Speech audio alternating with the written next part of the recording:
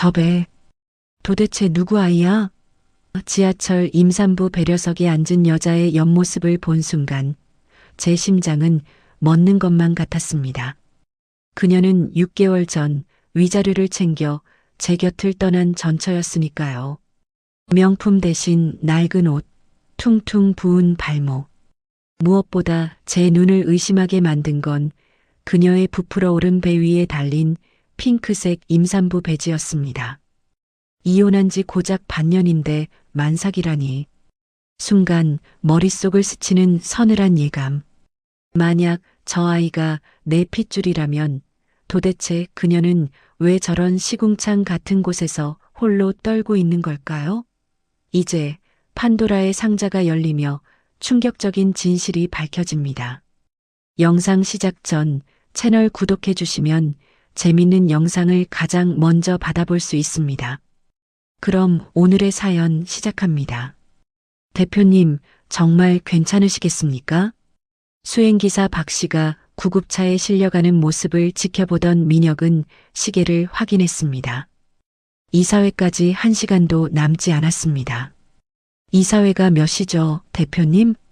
비서실장이 조심스럽게 물었습니다. 1시간도 안 남았어. 민혁이 짧게 대답했습니다. 지하철이라. 민혁은 생전 처음 들어보는 단어를 중얼거렸습니다. 34년을 살면서 대중교통을 이용해 본 적이 없었으니까요. 대표님, 설마 지금 지하철을 타시겠다는 겁니까? 비서실장이 놀란 얼굴로 다시 물었습니다. 다른 방법 있어? 민혁의 목소리가 낮아졌습니다. 대표님, 저희가 다른 차량을 준비하겠습니다. 비서실장이 다급하게 말했습니다. 그 차 오기 전에 이사회 끝나. 민혁이 단호하게 말했습니다. 안 된다. 시간이 없어. 민혁은 정장 재킷을 여미며 지하철역 입구를 내려다봤습니다. 계단 아래로 사람들이 개미떼처럼 몰려들고 나가고 있었습니다. 대표님, 혼자서는 위험합니다. 비서실장이 한 발짝 따라붙었습니다. 위험하다고? 지하철이? 민혁이 비웃듯 웃었습니다. 사람이 너무 많습니다. 혹시라도 알아보는 사람이 있으면. 비서실장이 말을 흐렸습니다. 지금 나 알아보는 사람이 누가 있어? 민혁이 고개를 저었습니다. 그래도 대표님, 최소한 경호라도. 됐어. 민혁이 말을 끊었습니다. 회의 늦으면 그게 더 문제야. 전 세계 어디든 전용기로 다니던 그에게 지하철이 위험할 리 없었습니다. 민혁은 망설임 없이 계단을 내려갔습니다. 차가운 지하 공기가 코끝을 찔렀습니다. 대표님, 카드 없으시면. 비서실장이 뒤에서 불렀습니다. 카드? 민혁이 멈춰서서 되물었습니다. 교통카드 말입니다. 민혁은 잠시 서 있다가 매표기를 바라봤습니다. 이걸 누르면 되는 건가? 민혁이 화면을 가리켰습니다. 네, 일회용 카드 구매하셔야 합니다. 일회용? 민혁이 고개를 갸웃했습니다. 한 번만 쓰는 겁니다. 민혁은 잠시 생각하다가 고개를 끄덕였습니다. 그럼 그걸로 하지. 교통카드가 없으시면 일회용 카드를 구매하셔야 해요. 영무원이 친절하게 설명했지만 민혁은 갈피를 잡지 못했습니다. 발매기 앞에서 버튼을 이것저것 누르던 민혁의 어깨를 누군가 툭 쳤습니다. 아저씨, 뒤에 사람 많으니까 빨리 좀 해봐요. 아, 잠깐만요. 민혁이 당황한 목소리로 말했습니다. 잠깐이 몇 분이에요? 뒤에 줄 선 중년 남자가 짜증스럽게 덧붙였습니다.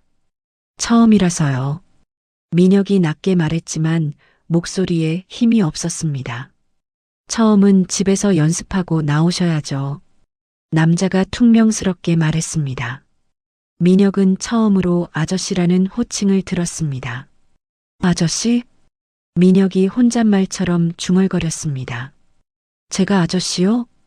간신히 카드를 구매한 민혁은 개찰구를 통과했습니다. 그때 뒤에서 밀려오는 퇴근 인파가 민혁을 휩쓸었습니다.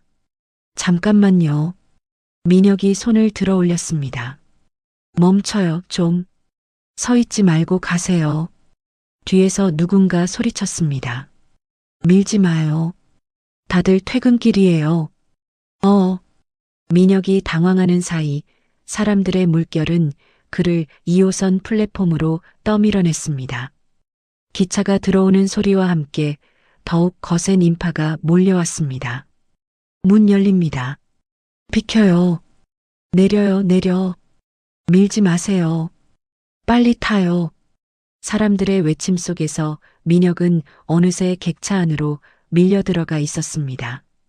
코끝에 파고드는 땀 냄새와 향수 냄새, 마늘 냄새가 뒤섞여 구역질이 올라왔습니다. 이게 무슨 냄새야? 민혁이 작게 중얼거렸습니다. 창문 좀 닫아요. 누군가 말했습니다. 에어컨 나오잖아요. 민혁은 손수건으로 코를 막으며 숨을 고르려 했습니다. 괜찮아. 정신 차려. 민혁이 스스로에게 말했습니다.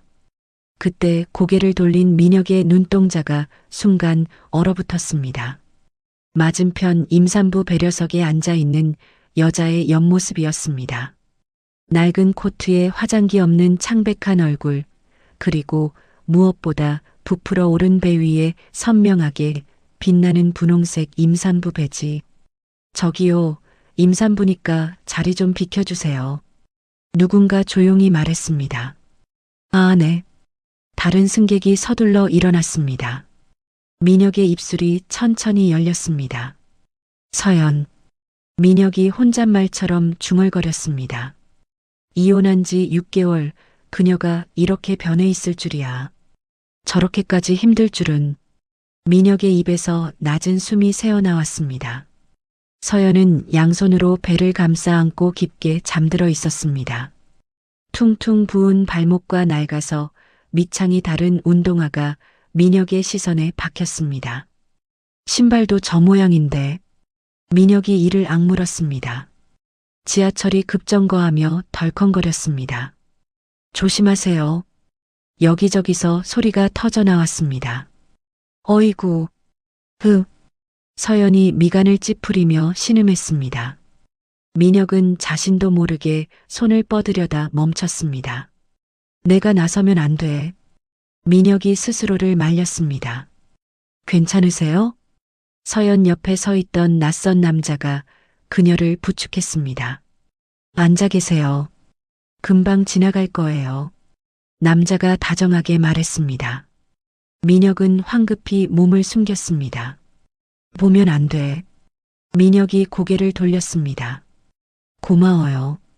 서연이 작은 목소리로 대답했습니다. 민혁이 알던 그 맑은 목소리였습니다. 민혁의 손이 주먹처럼 굳어졌습니다. 여전히 그 목소리네.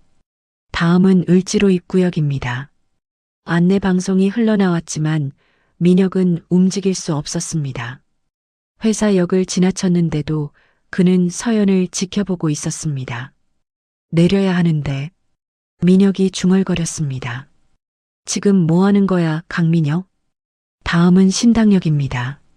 서연이 천천히 일어나는 모습을 보며 민혁도 따라 일어났습니다.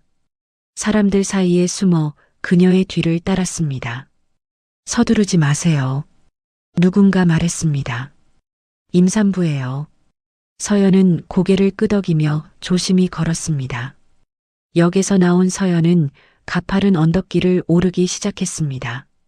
몇 걸음 걷다 멈춰서 숨을 고르고 또 몇 걸음 걷다 벽에 기대는 모습을 민혁은 멀리서 지켜봤습니다. 잠깐만 쉬세요. 지나가던 아주머니가 말했습니다. 괜찮아요. 서연이 숨을 고르며 대답했습니다. 괜찮긴 뭐가 괜찮아. 민혁이 속으로 말했습니다.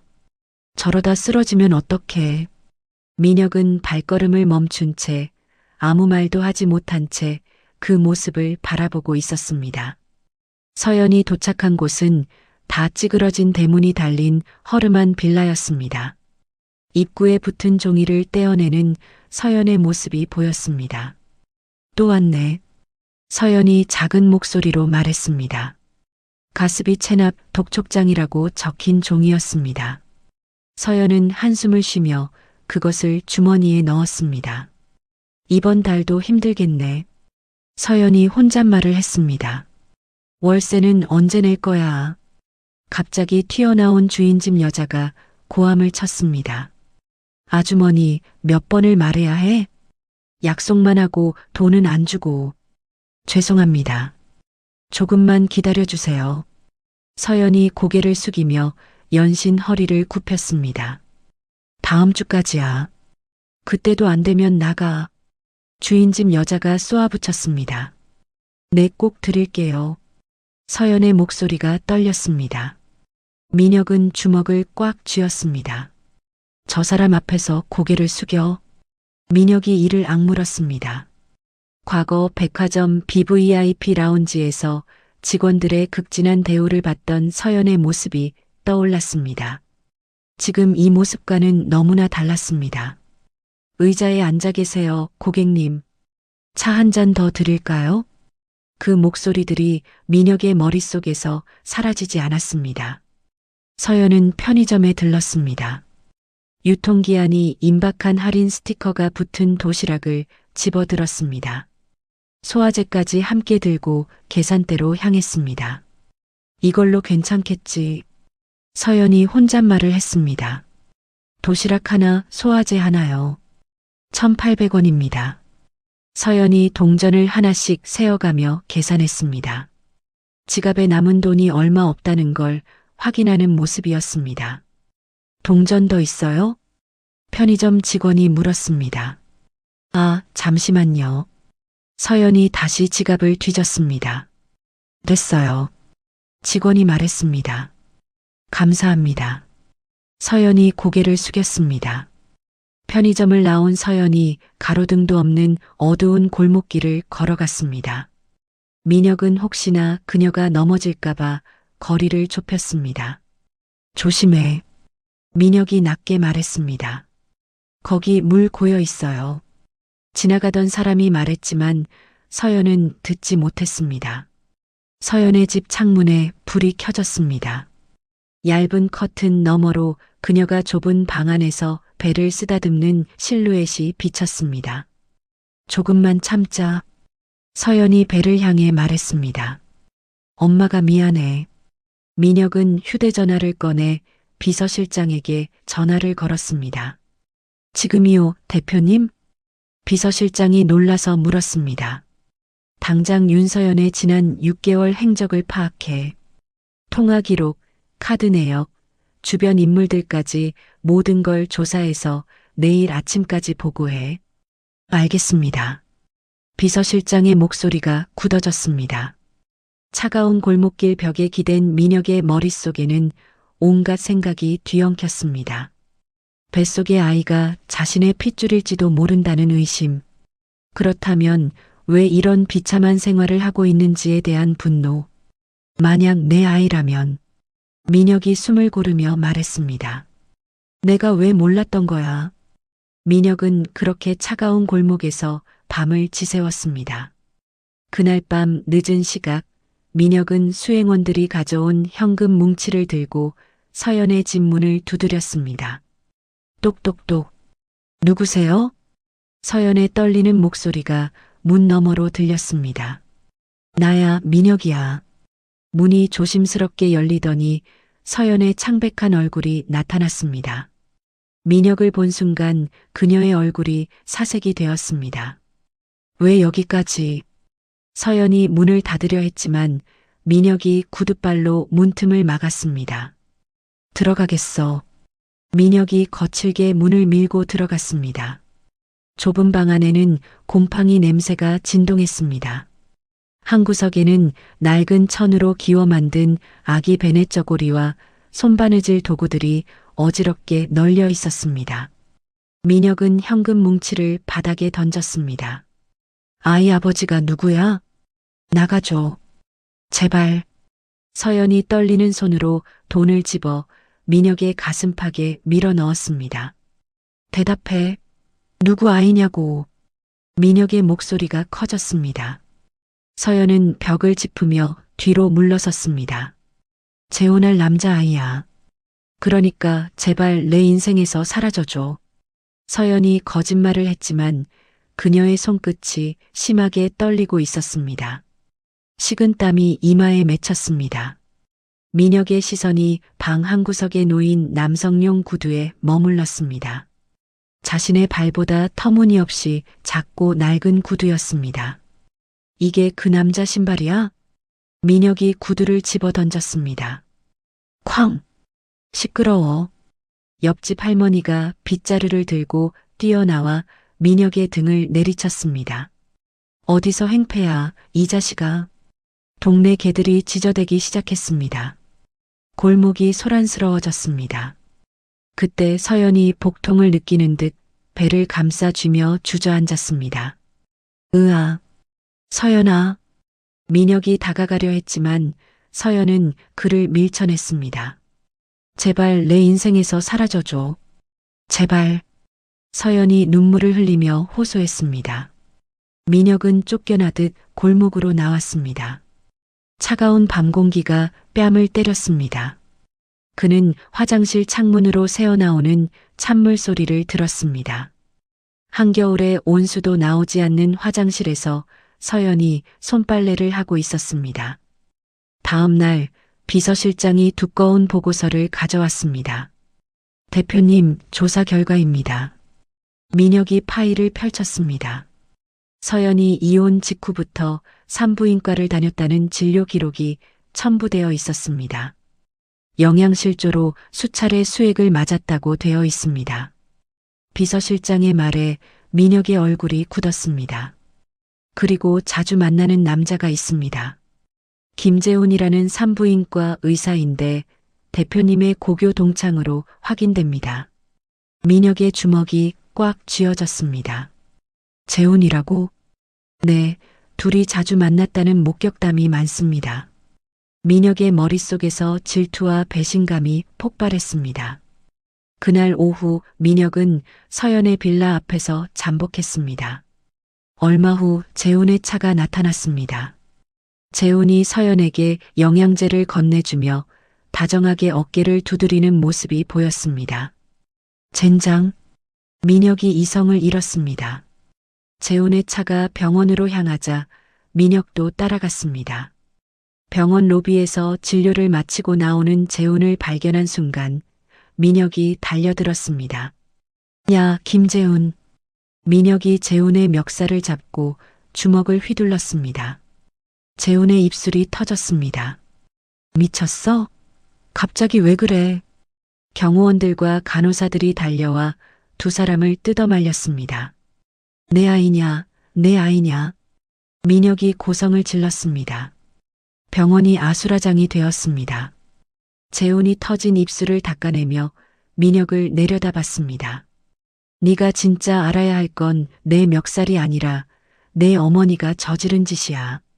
재훈의 차가운 말에 민혁이 멈칫했습니다. 무슨 소리야? 내일 오전 9시에 내 진료실로 와. 그때 모든 걸 알려줄게. 재훈이 등을 돌리며 말했습니다. 민혁은 그 자리에 우두커니 서 있었습니다. 어머니가 저지른 짓이라는 말이 머릿속에서 맴돌았습니다. 다음 날 아침 재훈의 진료실 문이 걸어 잠겼습니다. 민혁은 의자에 앉아 재훈을 마주보고 있었습니다. 재훈이 서랍에서 서연의 산모 수첩과 유전자 검사 결과지를 꺼내 민혁 앞으로 던졌습니다. 직접 확인해봐. 민혁이 떨리는 손으로 서류를 펼쳤습니다. 아이가 자신의 친자라는 과학적 증명이 선명하게 적혀 있었습니다. 그럼 왜 서연이가? 민혁의 말이 끊어졌습니다. 재훈이 휴대전화를 꺼내 스피커를 켰습니다. 서연이 휴대전화 클라우드에 백업되어 있던 녹음 파일이야. 재생 버튼을 누르자 익숙한 목소리가 흘러나왔습니다. 민혁 어머니인 최 여사의 날카롭고 차가운 목소리였습니다. 내 아버지 회사 자금줄을 당장 끊어버리겠어. 알겠지? 녹음 파일 속 최 여사의 협박이 진료실을 가득 채웠습니다. 민혁이의 경영권 승계를 위해서는 너 같은 천한 계집은 필요 없어. 조용히 사라져. 민혁의 얼굴이 창백해졌습니다. 더 충격적인 건 이거야. 재훈이 파일을 넘겼습니다. 임신 사실을 알면서도 천안 핏줄은 필요 없으니까 지우라고 했어. 낙태 전문 병원까지 알선하려고 했다고. 민혁이 화장실로 뛰어갔습니다. 구토가 쏟아졌습니다. 재훈이 따라와 등을 두드려줬습니다. 서연이가 위자료를 거부하고 빈손으로 나간 이유를 알겠지? 내 앞길과 친정 안전을 보장받기 위한 거래였어. 민혁이 거울을 봤습니다. 초췌한 얼굴이 비쳤습니다. 내가 뭘 한 거야? 민혁이 주먹으로 세면대를 내리쳤습니다. 손등이 찢어져 피가 흘렀습니다. 어머니를 믿었는데. 민혁이 절규했습니다. 피 묻은 손을 닦지도 않고 차에 올라탔습니다. 본가로 질주하며 핸들을 꽉 잡았습니다. 본가 거실에서는 최 여사가 태연하게 꽃꽂이를 하고 있었습니다. 어머, 민혁아. 그 계집애가 또 뭔 소리를 했니? 최 여사가 입을 열려던 순간 민혁이 유전자 검사 결과지와 녹음기를 탁자에 던져 놓았습니다. 최 여사의 얼굴이 사색이 되었습니다. 이게 뭐야? 어머니가 하신 말씀 들어보세요. 민혁이 재생 버튼을 눌렀습니다. 천안 핏줄은 필요 없으니까 지워버려. 최 여사 자신의 목소리가 거실에 울려 퍼졌습니다. 민혁아, 이건 오해야. 내가 언제? 민혁이 거실벽에 걸린 가족사진 액자를 바닥으로 내동댕이 쳤습니다. 유리 파편이 사방으로 튀었습니다. 그만해. 최 여사가 소리쳤지만 민혁은 멈추지 않았습니다. 그룹 후계자 자리 포기하겠습니다. 어머니 아들이라는 지위도 포기하겠습니다. 민혁이 차갑게 선언했습니다. 상속받을 모든 유산도 필요 없어요. 최 여사가 민혁의 바지가랑이를 잡고 매달렸습니다. 민혁아, 제발. 어머니 말 좀 들어봐. 민혁이 그녀의 손을 뿌리쳤습니다. 이제 남남입니다. 민혁이 저택의 육중한 대문을 나섰습니다. 뒤도 돌아보지 않았습니다. 경비실에 자신의 최고급 세단 열쇠와 지갑, 시계를 모두 맡겼습니다. 이 모든 걸 어머니께 전해드리세요. 빗속을 걸어 내려오며 민혁은 처음으로 자유를 느꼈습니다. 무겁던 어깨가 가벼워졌습니다. 택시를 잡아탄 민혁이 서연의 빌라 주소를 불렀습니다. 빨리 가주세요. 창밖 풍경을 보며 민혁은 다짐했습니다. 이제야말로 진짜 남편이 되겠다고, 진짜 아빠가 되겠다고. 쏟아지는 폭우가 차창을 두드렸지만 민혁의 마음은 처음으로 맑았습니다. 그날 밤 늦은 시각 비에 젖은 채 서연의 집 앞에 도착한 민혁은 문을 두드리지 않았습니다. 대신 차가운 시멘트 바닥에 무릎을 꿇고 앉았습니다. 빗물이 정장 바지를 적셨습니다. 민혁은 그 자리에서 밤새도록 자리를 지켰습니다. 다음 날 아침 우유를 가지러 나온 서연이 문을 열었습니다. 고열로 탈진에 쓰러져 있는 민혁을 발견한 서연이 쏘스라치게 놀랐습니다. 민혁아. 서연이 낑낑대며 민혁을 방 안으로 옮겼습니다. 임신한 몸으로는 힘에 부쳤지만 그를 그냥 둘 수는 없었습니다. 좁은 방에서 눈을 뜬 민혁은 물수건으로 자신의 이마를 닦아주는 서연을 봤습니다. 서연아. 민혁이 서연의 손을 잡고 하염없이 눈물을 흘렸습니다. 미안해. 정말 미안해. 민혁이 지난날의 과오를 사죄했습니다. 목소리가 떨렸습니다. 서연도 그동안 억눌러왔던 서름이 터져 나왔습니다. 왜 이제야 알았어? 서연이 민혁의 가슴을 주먹으로 치며 통곡했습니다. 두 사람은 결국 서로를 끌어안았습니다. 6개월 만의 화해였습니다. 민혁은 그날부로 재벌가의 슈트를 버렸습니다. 시장통에서 산 헐렁한 트레이닝복으로 갈아입었습니다. 서연의 단칸방 한 구석에 자리를 잡았습니다.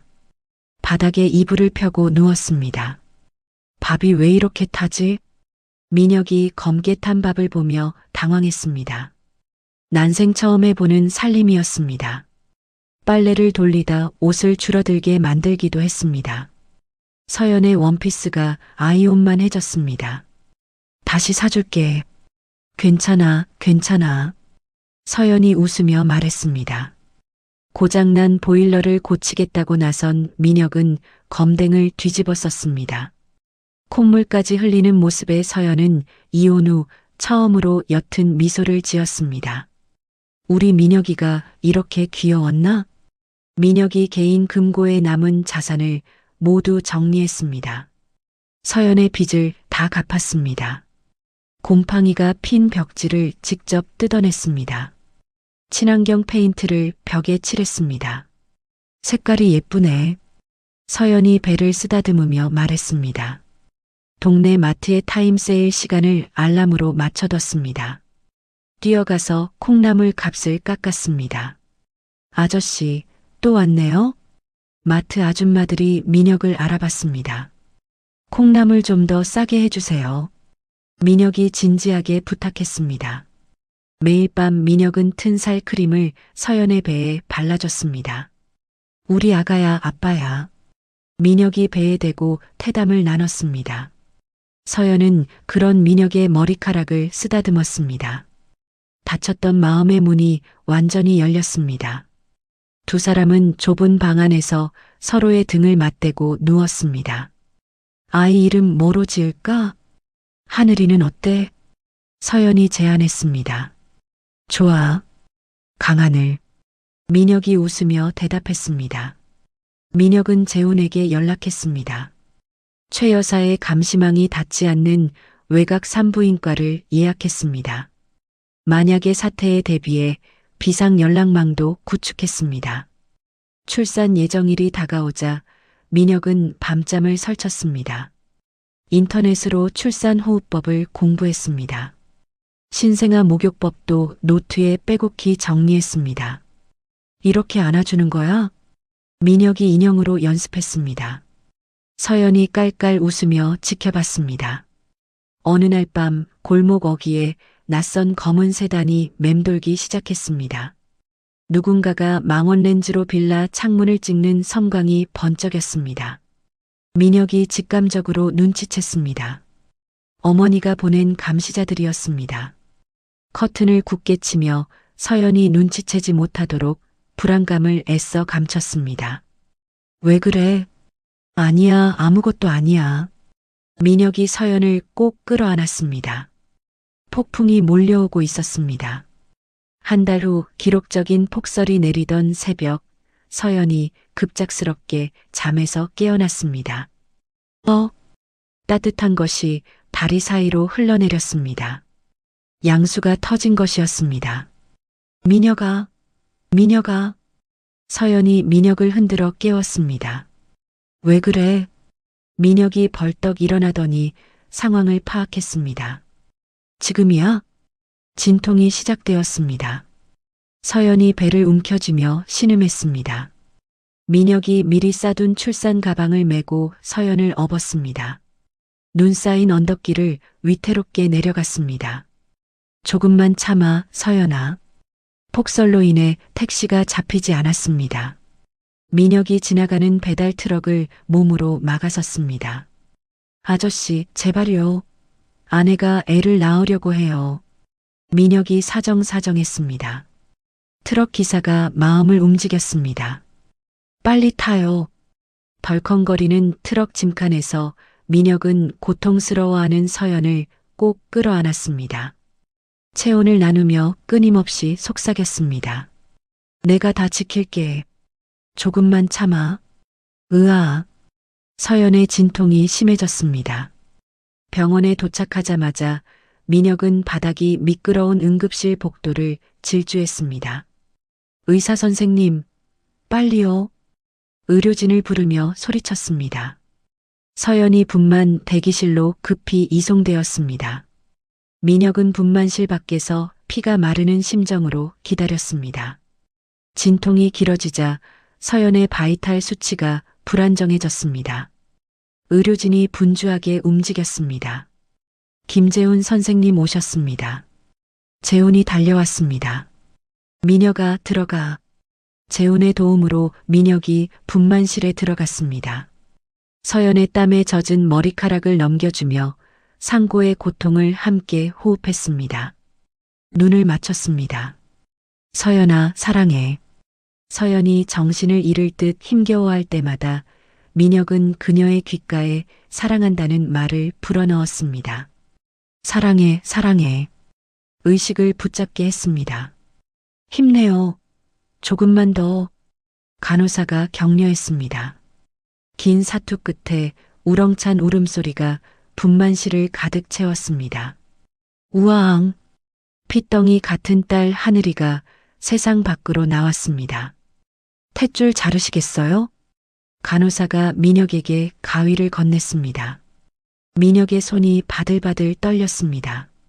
생애 처음 느끼는 생명의 무게였습니다. 벅찬 감동에 소리 없는 오열을 터뜨렸습니다. 건강한 여자아기예요. 간호사가 깨끗이 닦인 하늘이를 서연의 가슴 위에 올려줬습니다.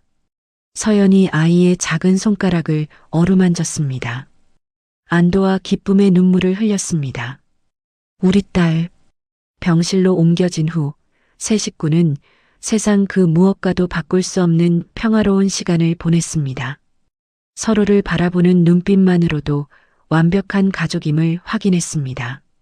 민혁은 잠든 서연과 아이의 발 도장이 찍힌 산모 수첩을 사진으로 찍었습니다. 지갑 깊숙이 넣으며 가장으로서의 무거운 책임감을 기쁘게 받아들였습니다. 퇴원 후 민혁은 미리 구해둔 아담한 빌라 전셋집으로 가족을 데려갔습니다.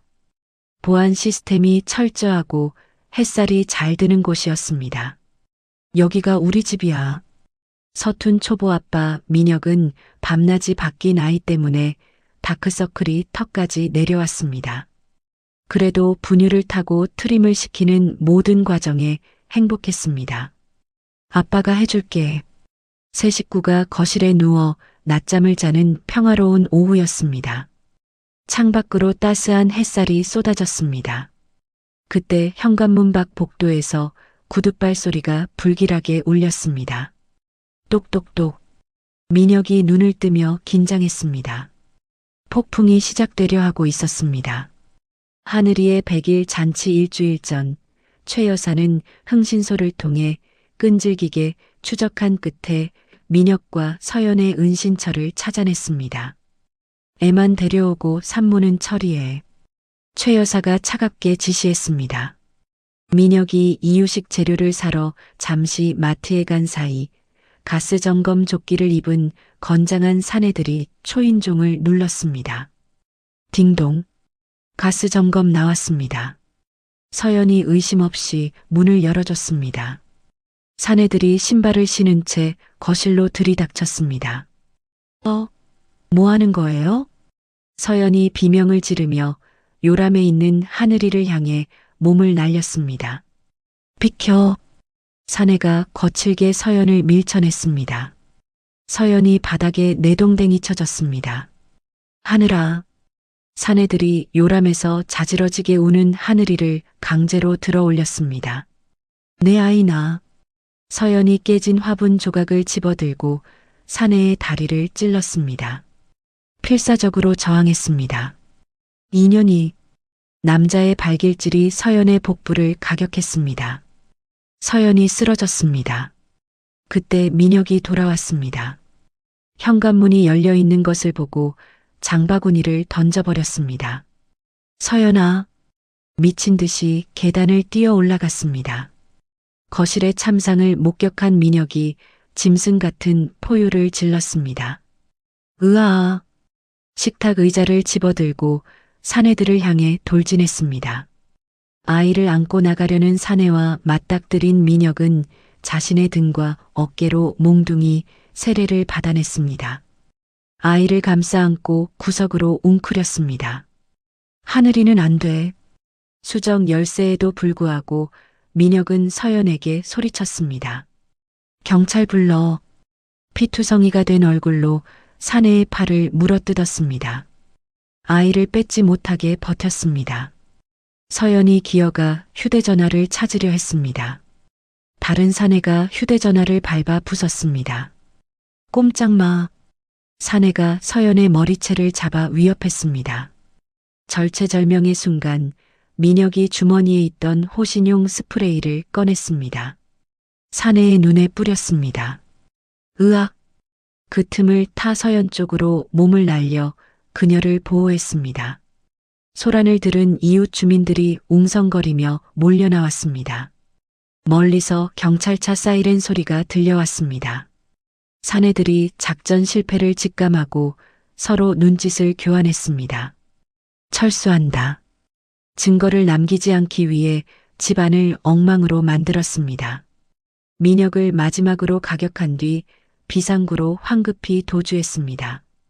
사내들이 사라진 후 엉망이 된 집안에서 민혁은 떨고 있는 서연과 아이를 품에 안았습니다. 괜찮아. 이제 괜찮아. 민혁의 몸도 심하게 떨리고 있었습니다. 그때 민혁이 거실 천장 구석을 올려다봤습니다. 숨겨두었던 홈 CCTV 카메라가 붉은 불빛을 깜빡이며 이 모든 상황을 녹화하고 있었습니다. 민혁의 눈빛이 서늘하게 변했습니다. 이제 끝장낼 시간이야. 복수가 시작되려 하고 있었습니다. 사건 발생 3시간 후 응급실에서 찢어진 이마를 꿰맨 민혁은 경찰에 신고하는 대신 재훈에게 전화를 걸었습니다. 믿을 수 있는 방송국 PD 있지? 민혁이 차갑게 물었습니다. 왜? 판을 키울 거야. 민혁이 집안 CCTV에 찍힌 영상을 모자이크 없이 편집했습니다. 용역 깡패들이 갓난아기와 산모를 무자비하게 폭행하려던 장면이 생생하게 담겨 있었습니다. USB에 담아 재훈에게 건넸습니다. 다음 날 저녁 최 여사가 주최하는 그룹 최대 규모의 미래재단 자선의 밤 행사가 시내 특급 호텔 볼룸에서 열렸습니다. 정재계 인사들과 기자들이 가득했습니다. 화려한 샹들리에 아래 성대한 만찬이 펼쳐졌습니다. 최 여사가 우아한 드레스를 입고 단상에 올랐습니다. 기부금을 전달하려는 순간이었습니다. 갑자기 행사장 조명이 모두 꺼졌습니다. 뭐지? 사람들이 웅성거렸습니다. 대형 스크린에는 자선 활동 영상 대신 붉은색 날짜가 찍힌 CCTV 영상이 나타났습니다. 동시에 최 여사의 목소리가 쩌렁쩌렁하게 울려 퍼졌습니다. 애만 뺏어와. 산모는 처리해.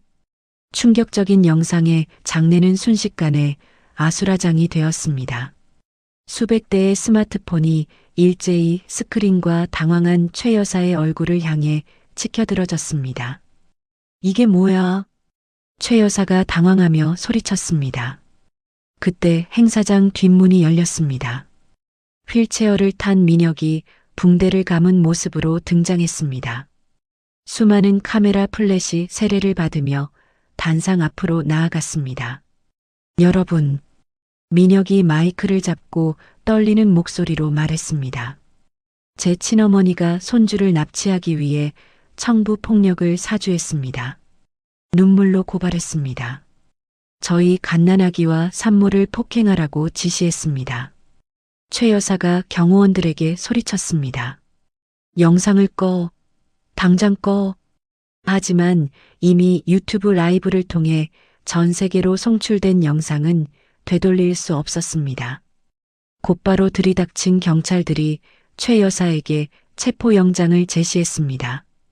최명혜 씨 특수폭행 교사 및 납치 미수 혐의로 체포합니다.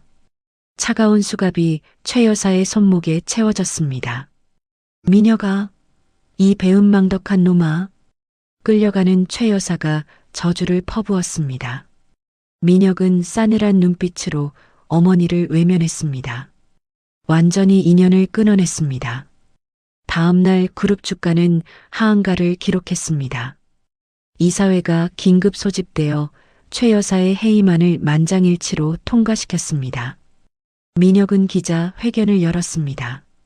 제 모든 지분을 사회에 환원하겠습니다. 경영권 포기 각서에 서명했습니다. 대중의 지지를 얻음과 동시에 어머니의 재기 가능성을 원천 봉쇄했습니다. 서연은 TV 뉴스를 통해 민혁의 결단을 지켜봤습니다. 그가 가족을 지키기 위해 왕관의 무게를 스스로 내려놓았다는 사실에 감동했습니다. 눈시울을 붉혔습니다. 모든 소동이 끝난 뒤 텅 빈 행사장에 홀로 남은 민혁이 주저앉았습니다.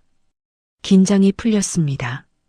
하지만 입가에는 비로소 진정한 자유를 얻었다는 옅은 미소가 번졌습니다. 이제 정말 끝이야. 사건 종결 1년 후 최 여사는 징역형을 선고받고 수감 중이었습니다. 민혁은 재벌 3세라는 타이틀 대신 IT 보안 스타트업의 대표로서 밤낮 없이 일하며 건실한 삶을 살고 있었습니다. 오늘도 야근이야. 민혁이 서연에게 문자를 보냈습니다. 서연은 아이를 키우며 틈틈이 만든 아동복이 SNS에서 입소문을 타고 있었습니다. 작은 공방을 내고 자신의 브랜드를 론칭하는 꿈을 이루었습니다.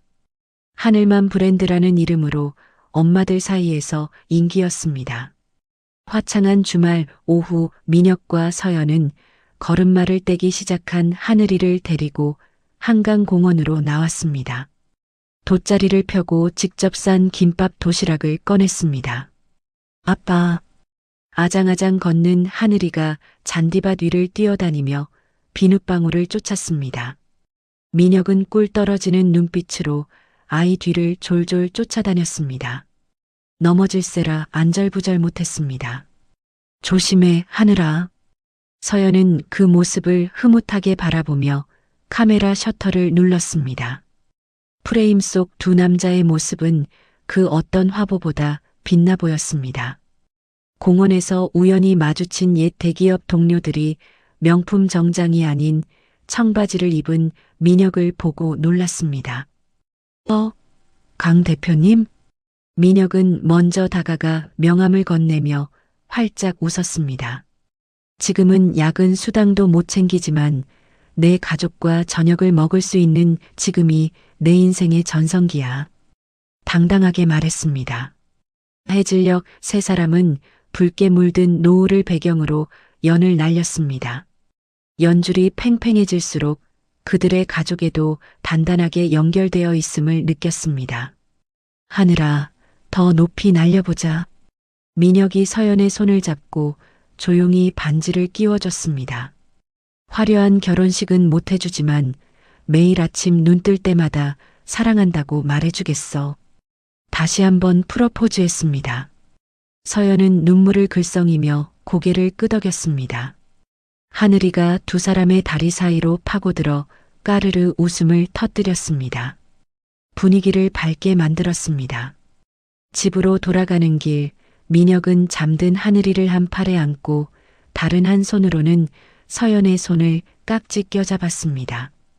동네 마트에 들러 저녁 창거리를 샀습니다. 오늘은 뭐 해 먹을까? 좁은 골목길 가로등 불빛 아래 장바구니를 든 민혁과 아이를 안은 서연의 그림자가 하나로 길게 늘어졌습니다. 따뜻한 풍경을 만들어냈습니다. 집에 도착해 현관문을 열자 온기가 감도는 집 안 풍경이 그들을 반겼습니다. 신발장에는 세 사람의 신발이 나란히 놓여 있었습니다. 큰 것, 중간 것, 그리고 아주 작은 것. 서랍장 깊은 곳 상자 안에는 한때 서연이 달고 다녔던 임산부 배지와 하늘이의 첫 베네저고리가 소중한 추억으로 보관되어 있었습니다. 우리가 이겼구나. 민혁이 가족을 품에 안고 창밖의 달을 바라봤습니다. 그 어떤 화려한 재벌가의 저택보다 빛나는 그들만의 보금자리였습니다. 세 사람의 행복한 웃음소리가 작은 집안을 가득 채웠습니다. 민혁과 서연의 이야기는 이렇게 막을 내립니다. 화려한 재벌가의 권력과 부를 모두 잃었지만 그들은 진짜 소중한 것이 무엇인지 깨달았습니다. 사랑하는 가족과 함께하는 평범한 일상이 바로 그것이었죠. 때로는 모든 것을 잃어야 진정으로 중요한 것을 찾을 수 있습니다. 민혁은 재벌 3세라는 타이틀 대신 하늘이 아빠라는 새로운 이름을 얻었고, 서연은 힘든 시련을 견뎌낸 강인한 여성으로 성장했습니다. 그들의 작은 집에는 돈으로 살 수 없는 따뜻함이 가득했습니다. 함께 웃고 함께 울고 서로를 지켜주는 진짜 가족의 모습이었죠. 인생에서 가장 값진 것은 결국 사람입니다. 나를 있는 그대로 사랑해주는 사람, 내가 진심으로 아껴주고 싶은 사람들과 함께하는 시간이야말로 진정한 행복이 아닐까요? 이야기를 끝까지 들어주신 분이 계시다면 잘 들었다고 댓글 하나만 남겨주세요. 감사합니다.